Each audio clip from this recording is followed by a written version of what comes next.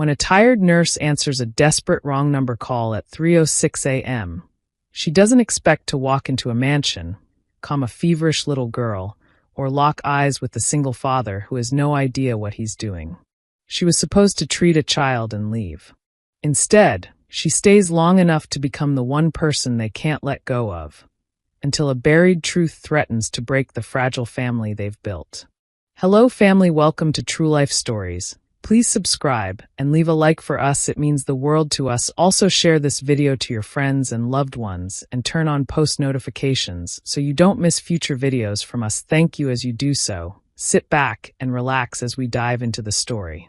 It was the kind of cold that settled into your bones, even beneath the covers. The city was asleep, except for the flickering glow of streetlights outside Olivia Carter's tiny apartment window.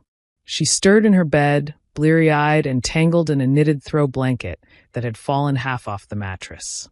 Her phone buzzed once, then again, insistent, urgent. She groaned, expecting the hospital. Her shifts at St. Luke's had been grueling lately. 3:06 a.m. Unknown number. A brief moment of hesitation passed. Her thumb hovered over the red button, but something told her to answer. Hello. Her voice was thick with sleep, but professional instinct took over. A breath, then a voice deep and panicked. I need help. Please. She's burning up. She won't stop shaking.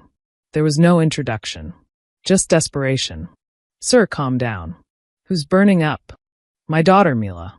I woke up and she was so hot. I don't know what to do. I can't reach her doctor. I called Dr. Stein, but this isn't. Wait, who is this? Olivia sat up instantly, already reaching for the notepad on her nightstand. I'm Nurse Carter. You must have misdialed, but if your daughter's running a fever that high, she needs immediate care. How old is she? 5, he said quickly. Any other symptoms? Rash? Vomiting? No, just the fever. She's not responding like usual. Give me your address. I'll come to you. He hesitated. What? Are you serious? You're a nurse, not? I'm licensed. I've handled pediatric fevers before. I'm not about to let a 5-year-old suffer because of a wrong number. There was a silence. Then finally he gave the address. Marigold Hills. She blinked. That was the gated community uptown, the kind of place nurses like her only saw in movies or through ambulance windows. She didn't let it stop her. 10 minutes later, Olivia was throwing on jeans and a hoodie, brushing her curls into a bun with one hand while tossing her medical kit into a tote with the other. She called her supervisor to let them know what was happening, just in case. The drive was quiet, the streets deserted, save for the occasional cab and the eerie glow of traffic lights switching colors for no one. Her heart raced, not with fear, but anticipation. Instinct told her this night was different. As she pulled up to the address, the security gate opened automatically. He must have called ahead. The mansion before her was like something out of a luxury magazine. All glass panels, sleek curves, and a polished black car parked outside. But none of that mattered. What caught her eye was the tiny figure at the front door. A little girl stood barefoot in oversized pajamas, wrapped in a blanket with cartoon whales. Her curls were matted to her forehead, eyes glassy and unfocused. She swayed slightly until a man behind her swooped down and picked her up. He looked exhausted, shirt clinging to his chest, jaw shadowed with stubble. His bare feet slapped against the marble floor as he opened the door. You're not Dr. Stein, he said slowly, eyes scanning her hoodie and scrubs. No, I'm the nurse you called by accident. She stepped forward without waiting for permission. But I'm here now. He stared at her like he couldn't believe what was happening. I don't know why you'd come. I'm here because your daughter needs help. She moved past him, into the foyer that smelled faintly of jasmine and leather. Despite the luxury around her, Olivia knelt on the floor like it was second nature and carefully placed her hand against Mila's forehead. God, she's burning up, she murmured. When did the fever start? Maybe 2 hours ago? I thought it'd go down on its own. I gave her some over-the-counter meds, but she vomited. You need to elevate her head. She's dehydrated. Olivia turned to him. Do you have children's ibuprofen? He looked blank. Somewhere. I think. Maybe the guest bathroom. She didn't wait. She disappeared into the kitchen, opening cabinet after cabinet with surgical precision. There it was, top shelf, unopened. She grabbed it, along with a clean spoon, then returned to Mila. Small sips of water first, she instructed, lifting the child into her lap. Mila whimpered but didn't resist. We can't give her anything on an empty stomach. Alex watched her, stunned. He didn't know this woman. Didn't even know her last name until a minute ago. But somehow, she had taken over like she belonged there. He sat on the edge of a sleek leather armchair, elbows on knees. I didn't know what to do. Her mom's not around. And I haven't.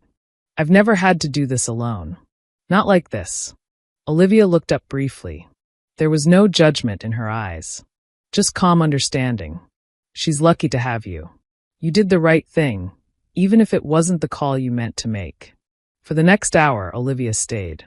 She wiped sweat from Mila's brow with a cool cloth, sat her up to breathe better, and eventually got her to swallow a bit of water and medication. Her breathing steadied.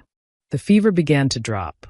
When Mila finally drifted off to sleep again, nestled on the couch beside her, Olivia leaned back with a breath of relief.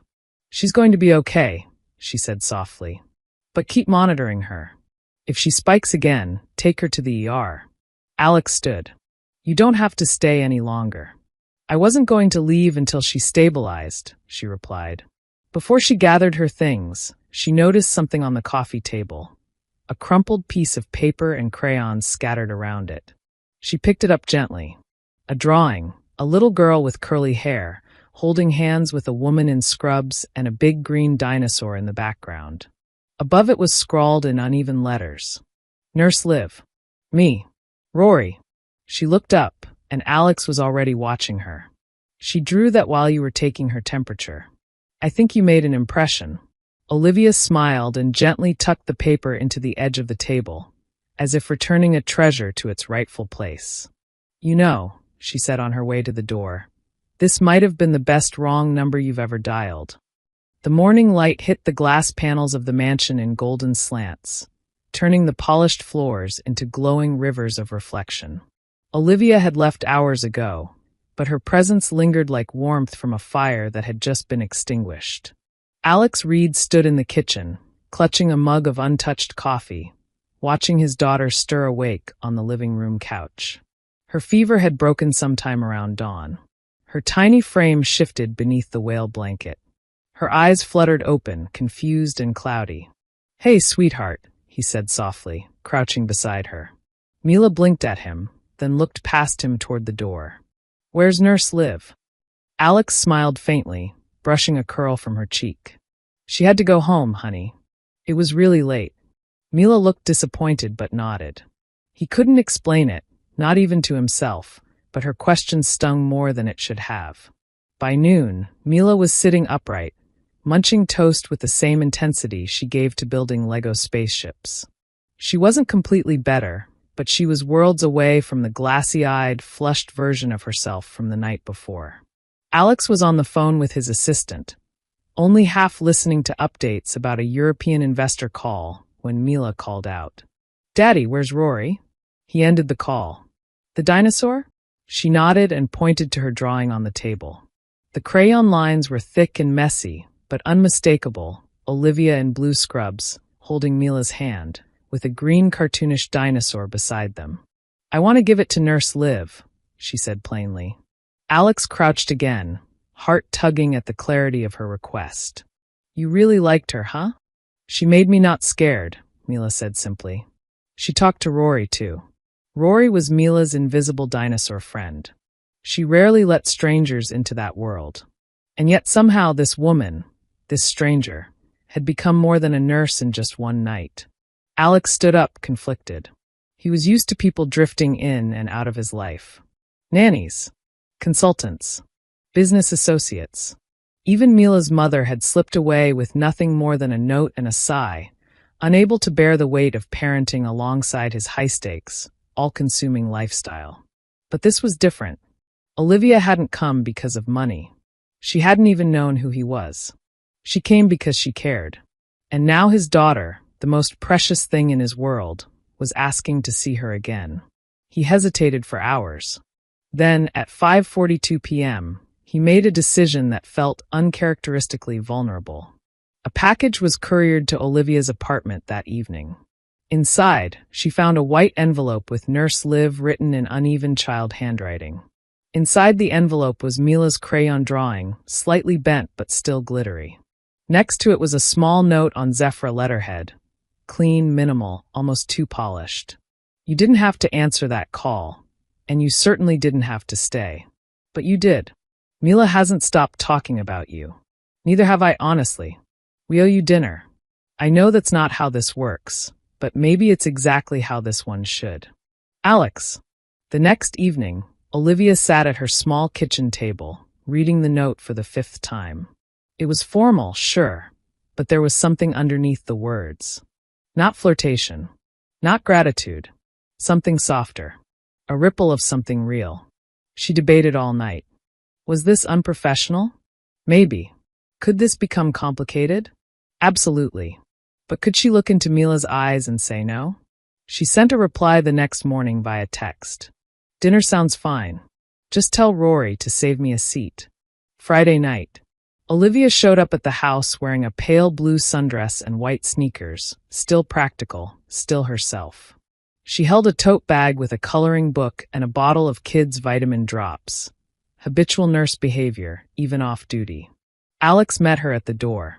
Not in sweatpants this time, but dark jeans and a soft gray Henley shirt that made him look less like a CEO and more like a man who could laugh without a board meeting involved.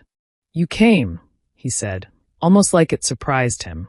I don't like unfinished stories, she said, brushing past him. The night was easy. Too easy. Olivia and Mila moved through the evening like they'd known each other for months.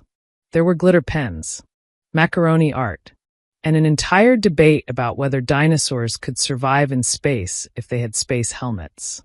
Rory apparently could. Dinner was takeout.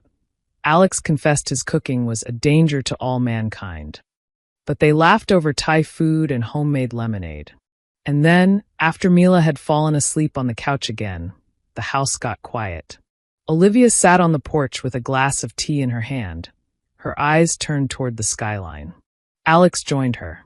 There was a long silence, but not an awkward one. Do you do this often? She asked. Invite strangers into my home? No, I meant break your own rules.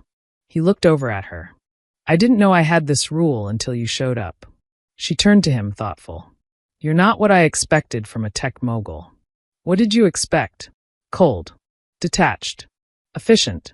A machine in a designer suit. He chuckled. You're not what I expected from a nurse either. Oh yeah. What did you expect? Someone who would have hung up after I said I dialed the wrong number. She looked down into her tea, lips curling. I probably should have. But I'm glad you didn't, he said quietly. Their eyes met, and something unspoken passed between them. Not romantic, not yet. But a shift. A connection that rooted itself not in fantasy, but in something deeper. Not fate. Choice. And choices were far harder to ignore.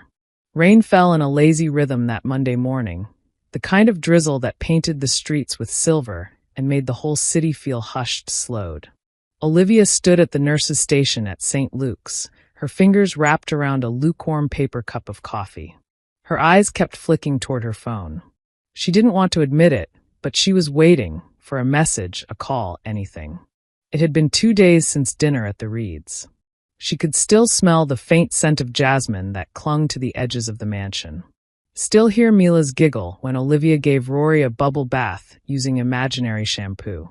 And somewhere behind it all, the moment on the porch, where Alex's voice had softened in a way that didn't belong to a man used to billion-dollar decisions. She had left that night with a carefully neutral, thanks for dinner, and no expectations. But the silence afterward had been louder than she'd anticipated. Nina, her co-worker and occasional carpool buddy, nudged her with an elbow. Okay, I know that face. Spill it. Olivia raised an eyebrow. What face? The I kissed a prince and now I'm pretending I didn't like it face. There was no kiss, Olivia said flatly, but then added, "Just dinner." Nina stared at her. "With him?" "Marigold Hills tech god Alex Reed." Olivia groaned and rolled her eyes. "Do not say it like that. He's a father. And he's surprisingly decent." "Uh-huh. Decent, rich, gorgeous, and sends you hand-delivered glitter art. Sounds like a disaster waiting to happen." Olivia tried to shake it off. "It's nothing. It was a fluke. I showed up to a crisis. I helped. End of story." But the story didn't end. Later that afternoon, just before the end of her shift, Olivia checked her phone again. One message. "Alex Reed. Mila wants to show you her new spaceship made out of cereal boxes and tears. Also, I may have promised her you'd judge our mac and cheese bake-off tonight. Please don't let her eat mine. It's dangerous." Olivia exhaled a breath she hadn't realized she was holding, her lips pulling into a slow smile. She didn't answer right away. She just grabbed her bag and went. That night bled into another. Then another. Then an entire week. Each day was its own soft surprise. Somehow, Olivia became a fixture in Mila's world, and by extension in Alex's. Not formally. Not by title. Just there. Like a favorite book left on the coffee table, always within reach. She started stopping by after shifts. Sometimes for dinner. Sometimes just to read Mila a story and braid her hair into bedtime spirals.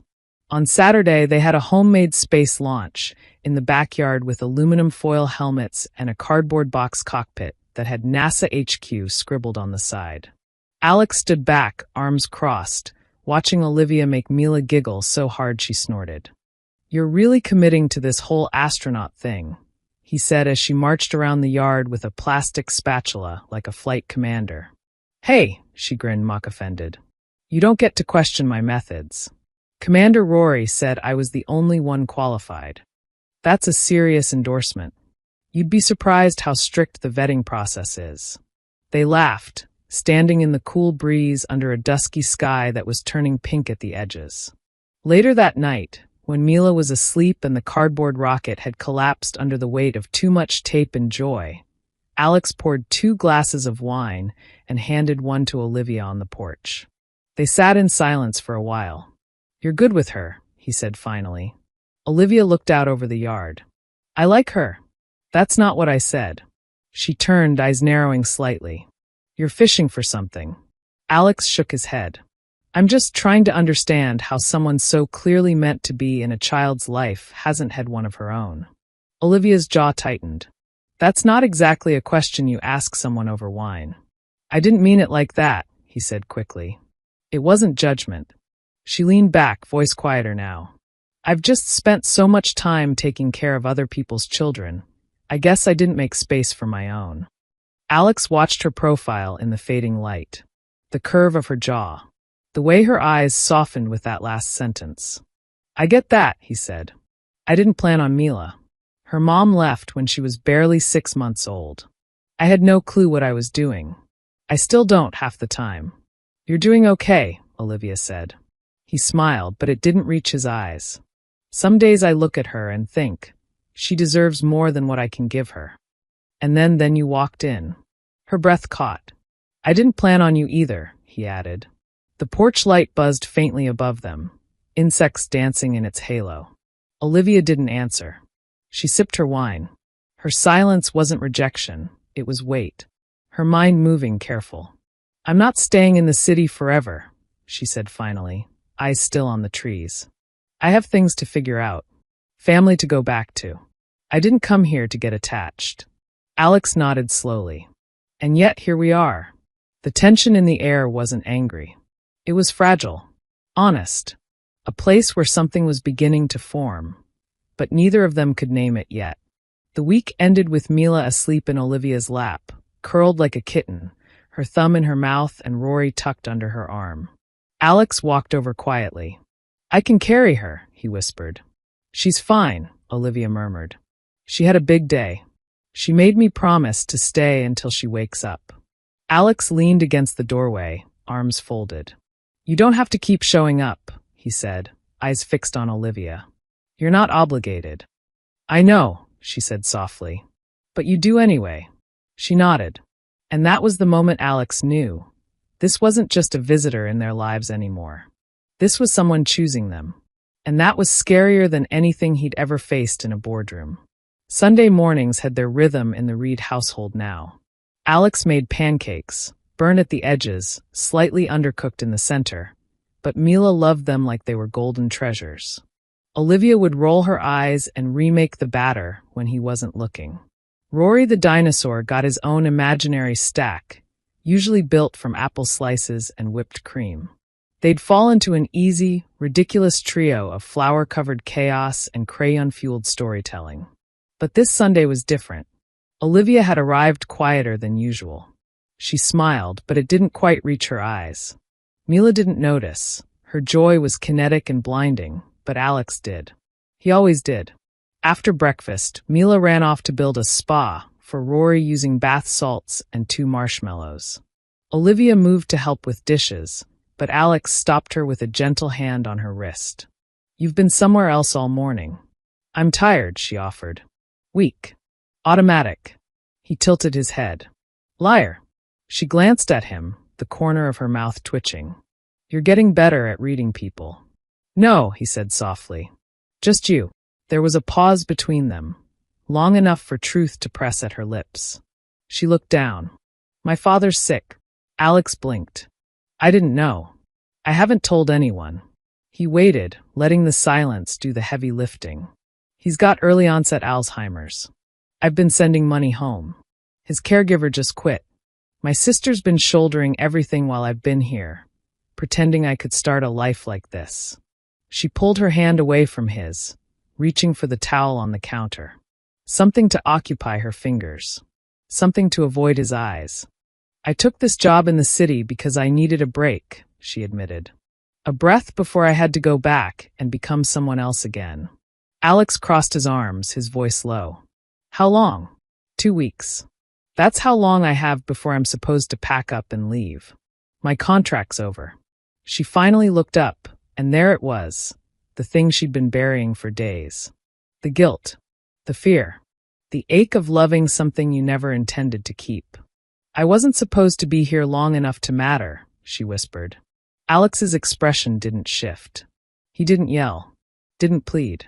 He just stared at her like he didn't recognize the air between them anymore. "And Mila?" he asked. Quiet, razor sharp. "I never meant to make promises I couldn't keep." "You didn't have to," he said. "You just kept showing up. That was the promise." She swallowed hard. "I didn't think she'd." "Fall for you?" he asked, cutting gently. "What about me, Liv?" Her breath caught. It was the first time he'd said it out loud. Not just with his eyes or his silence, or the way he watched her walk into a room like he was grateful to breathe again. "I don't know what this is," she said, her voice barely audible. "Then let me make it simple," he said, stepping closer. "You walked into my house because of a mistake. But every moment since then has felt like the first right decision I've made in years. And you're telling me you're walking away because your contract says so." Tears threatened at the corners of her eyes. She blinked hard, unwilling to let them fall. "This isn't about my contract," she said. "This is about my family. About responsibility. You think this is easy for me? I finally found a place that feels like home, and I can't stay. Then let me help." "No." The word came too fast. Too harsh. Alex stepped back like she'd struck him. "I've spent my entire life fixing things," he said. "Companies. Systems. Crisis after crisis. But when it comes to people, when it comes to you, I don't know how to just let go." She looked down again, guilt crashing through her. "You're not the only one who's terrified," she whispered. "I didn't mean for any of this to happen. Not Mila. Not you. And now I'm scared that staying would hurt more than leaving." The words hung heavy between them. And then, "Liv." They turned to see Mila at the hallway entrance, holding something in her tiny hands. A bus ticket. Olivia's stomach dropped. "I found this in your bag," Mila said. "Why do you need a ticket to Ohio?" She blinked at them both, confusion written across her sweet, tired face. Alex didn't speak. His jaw clenched, and he turned away. Olivia crouched slowly, reaching for Mila's hand. "Sweetheart," I wasn't trying to hide it from you. I just didn't know how to tell you yet. You're leaving? Mila asked, her voice barely a whisper. Tears burned Olivia's eyes. I don't want to. I really don't. Then why do you have to? Because life was never this clean. Because love wasn't enough to fix everything. Because sometimes responsibility stole the joy out of your hands and reminded you who you were before happiness made you forget. She couldn't answer. Mila's lip trembled. Will you come back? Olivia pulled her into her arms, holding her like it might be the last time. I promise you, this isn't goodbye. Not forever. But even promises felt thin in the moment. Alex stood frozen at the edge of the kitchen, one hand resting on the back of a chair, the knuckles white. When Olivia looked at him again, the air between them was different.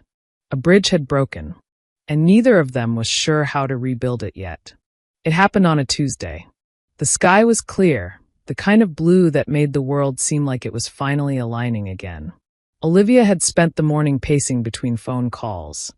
Her sister back home had found another caregiver for their father, at least temporarily. It wasn't perfect, but it was breathing room. A crack of light in the wall she thought was closing in. Still, she hadn't gone back to the Reed house. Not since that Sunday. Not since Mila's soft, broken whisper. You're leaving? Olivia had needed space. Distance. Clarity. She didn't get any of it. Instead, at 2:14 p.m., while she was waiting in line for coffee at the hospital kiosk, her phone rang. Unknown caller. Again. She almost let it go to voicemail, until a voice that didn't belong to Alex and wasn't Mila shattered her sense of normal. Is this Nurse Carter? Yes. This is Ms. Danielle from Bright Horizons Elementary. Mila Reed collapsed during art hour. Her father isn't answering. You're listed as the emergency contact. Olivia didn't think. She didn't ask questions. She ran. By the time she burst into the school's infirmary, breathless and shaking, Mila was pale, propped up on a cot, an oxygen mask over her face. Her teacher was crouched beside her, stroking her hair. She kept saying your name, the woman whispered. Olivia dropped her bag and knelt next to her. Mila, she breathed, pushing a stray curl from her forehead. Mila's eyes fluttered open. Liv, she rasped, then closed them again. The paramedics arrived seconds later. Olivia didn't bother waiting for Alex. She climbed into the ambulance, her hand wrapped tightly around Mila's. She's been fighting something deeper than a fever, she said to the medic. Something's been off. Low-grade symptoms. Loss of energy. We thought she was just run down. They nodded, worked, moved around her. At the hospital, tests were ordered immediately. Blood work. Imaging. The kind of flurry Olivia had seen countless times, but never from this side of the curtain. She sat on a cold plastic chair, her scrub still half on from her shift. Mila's dinosaur, Rory, clutched in her lap like some kind of emotional anchor. Alex arrived 30 minutes later. Shirt wrinkled, eyes wide and wild, like a man chasing something he feared he'd already lost. He didn't say a word.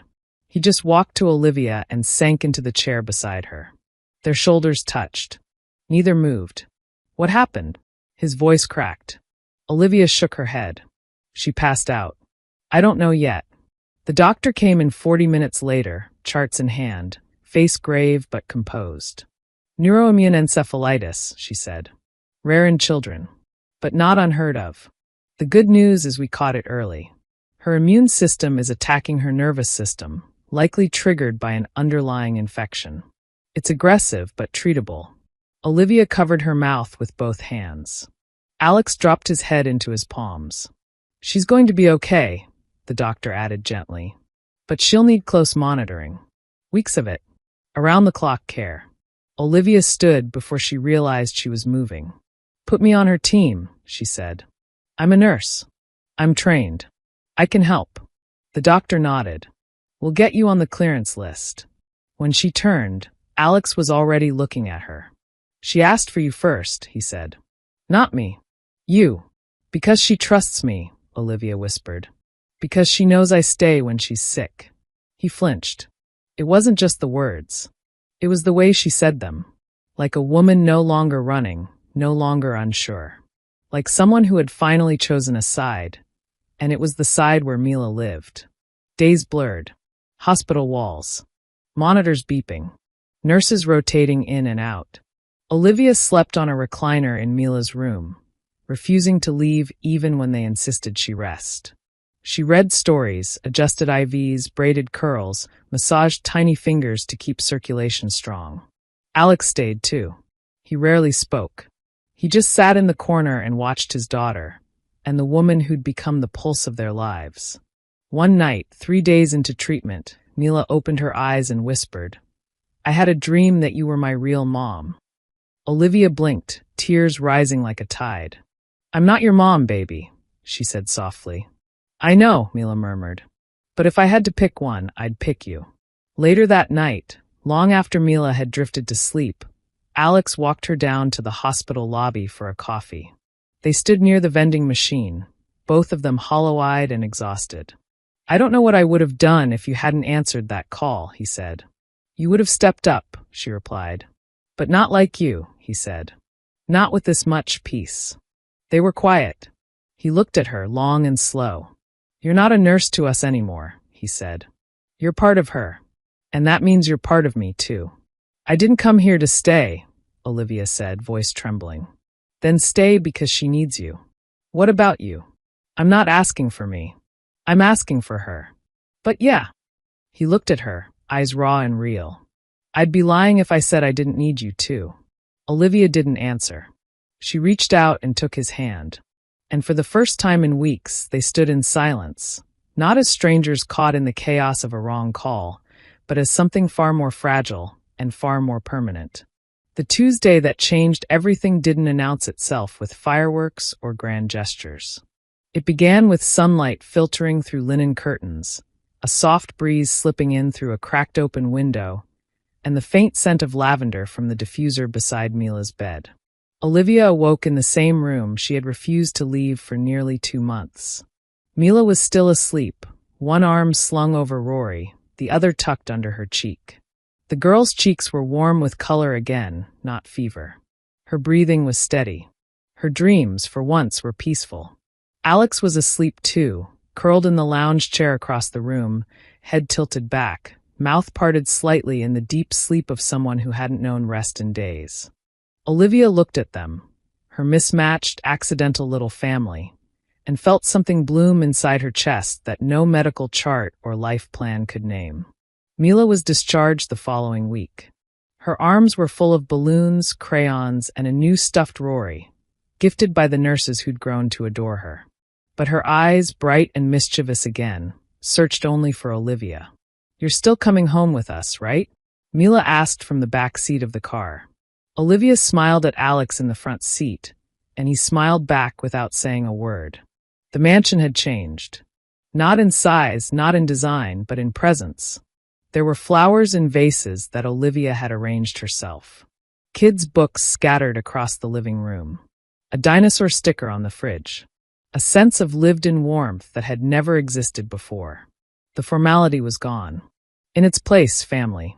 Real. Unpolished. Completely unscripted. A month passed. Then 2.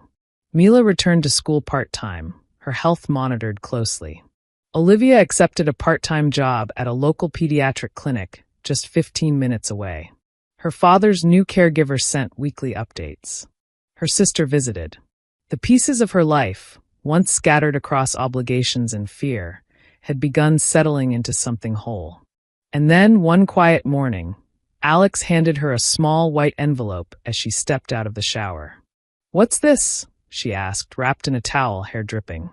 "Something Mila made. I promised I wouldn't open it." She raised an eyebrow and opened the envelope. Inside was a child's drawing. A house.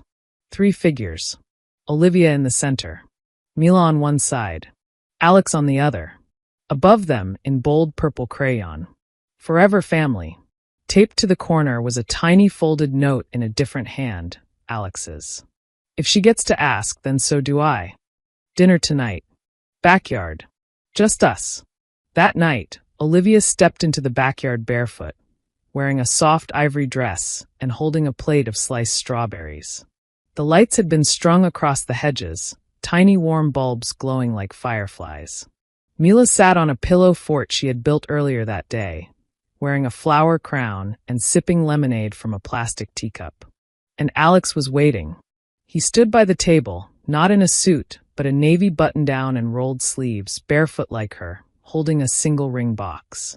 No crowd. No speech. Just them. "You once told me," he said slowly, "that you never planned to stay long. That you were just passing through." Olivia stood still. "But you didn't pass through," he continued. "You showed up. Over and over again. Even when it wasn't convenient. Even when you were scared. Even when we didn't know how much we needed you." He opened the box. No diamond. Just a delicate, silver band with a tiny etched heart. "I don't need a perfect ceremony," he said. "I don't even need a date. I just need to know, will you stay? Not for a week. Not as a nurse. But as ours. For good." Silence. Mila had stopped sipping her lemonade. She was holding her breath. Olivia looked at the ring, then at Alex, then at Mila. "I was never supposed to be here," she said. Alex's shoulders dropped just a little. Prepared for the worst. "But," Olivia said, her voice breaking just slightly, "every day I stayed, I realized something. I didn't come here to rescue anyone. I came here to be rescued." She stepped forward. "I don't need a dress. I don't need a plan. I just need you. And her. That's it." Alex didn't cry often. But he did that night. 2 weeks later, they married in the backyard, just before sunset on another Tuesday. Mila stood between them in a dress covered in tiny stars. She held both their hands as they said their vows. Rory sat on the edge of the table wearing a bow tie made of ribbon. There was no DJ. No crowd. Just a Bluetooth speaker, laughter, and enough love to fill every empty place in all three of their lives. Olivia looked at the man she never intended to meet, and the child she had no blood connection to but loved with all her bones, and smiled through her tears. Sometimes a wrong number wasn't wrong at all. It was fate dialing in late. We have come to the end of the story. I hope you enjoyed it. Leave a like and subscribe to my YouTube channel for more interesting stories.